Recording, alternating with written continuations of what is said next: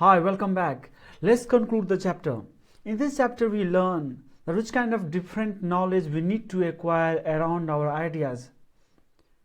We also learn that what are the different sources of knowledge and how we can benefit out of it.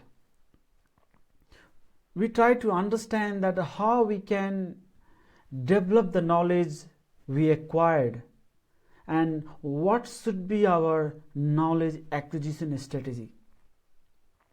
And finally, this chapter ends up with highlighting the Google, Facebook and Apple, that how they formed their knowledge and built their business.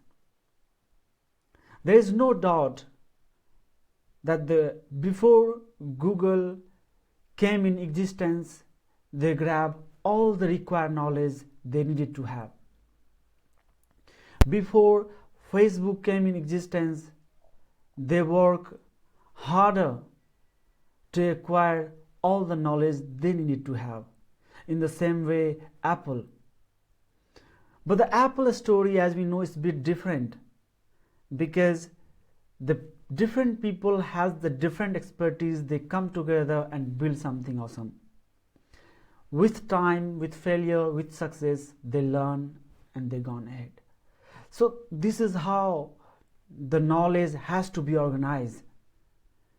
The knowledge around the ideas, the knowledge around the entrepreneur, this has to be organized in such a way that this should build a great business.